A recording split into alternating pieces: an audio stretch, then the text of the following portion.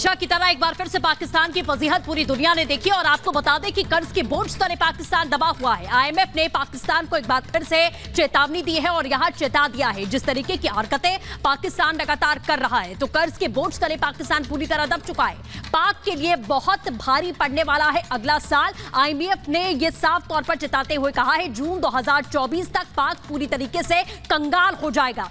ये बड़ी बातें आपको बता दें जो कही गई हैं और कुल कर्ज 82 लाख करोड़ रुपए हो जाएगा, यह साफ तौर पर बताया गया है। इसी के साथ आगे बढ़ेंगे और आपको बता दें कि 2025 का भी जिक्र है। 2025 में 92 लाख करोड़ यह कर्ज हो सकता है क्योंकि उस कर्ज का कैसे गलत इस्तेमाल पाकिस्तान कर रहा है वो दुनिया देख रही है। पाक का राजकोषीय घाटा इस समय आसमान पर है जिसे भर पाना पाकिस्तान के लिए बहुत मुश्किल है। जनता एक एक आटे और रोटी के लिए इस वक्त तरस रही है।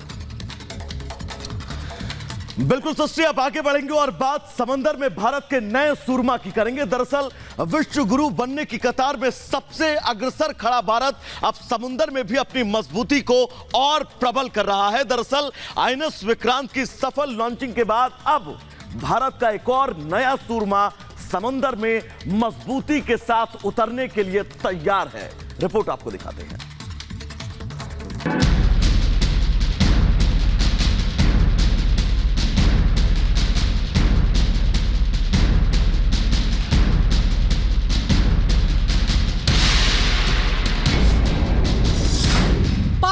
भारत का दबदबा, ड्रैगन डरा।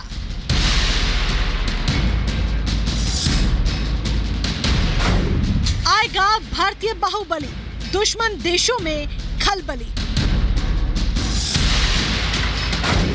समुंदर में भारत का सूरमा, चीन क्यों परेशान हुआ? भारत लगातार समुंदर में अपनी ताकत को बढ़ाता जा रहा है। पानी में बढ़ते भारतीय दबदबे को देख ड्रैगन डरा हुआ है।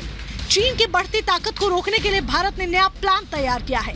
समुद्र में भारत के काउंटर प्लान से अब ड्रैगन भी घबराने लगा है। हिंद महासागर में भारत ने नए स्वदेशी युद्धपोत की तैनाती की जैसे ही बात कही, ड्रैगन की घबराहट सामने आ गई। चीन के मुखपत्र ग्लोबल टाइम्स ने लिखा, भारत चीन का मुकाबला करने के लिए अपना दूसरा स्वदेशी विमानवाहक पोत तैयार कर रहा है। स्वदेशी विमानवाहक बनाने में सक्षम होना एक बड़ी उपलब्धि है, लेकिन केवल चीन का मुकाबला करने के लिए यह निर्माण गलत है।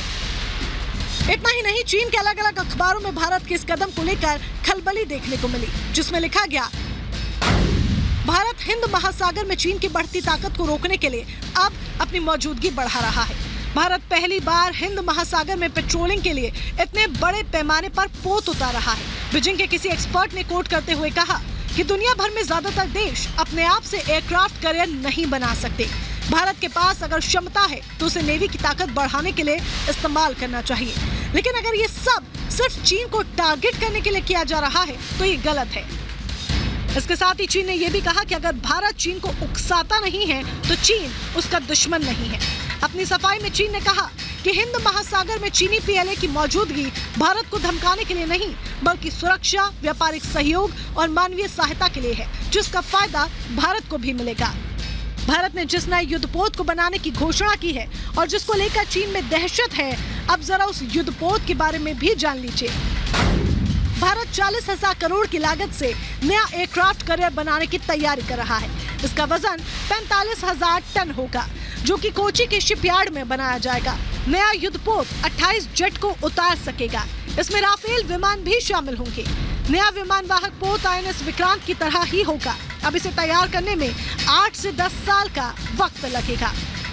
समुद्र में इस वक्त भारत के 2 युद्धपोत आईएनएस विक्रमादित्य और आईएनएस विक्रांत है। वहीं चीन के पास 3 एयरक्राफ्ट कैरियर हैं। उसने अब तक हिंद महासागर में अपना एयरक्राफ्ट कैरियर कभी नहीं उतारा और अगर भारत ऐसा करता है तो चीन को करारा जवाब होगा और इसी बात से चीन बौखलाया हुआ है। Bureau report, Republic Bharat.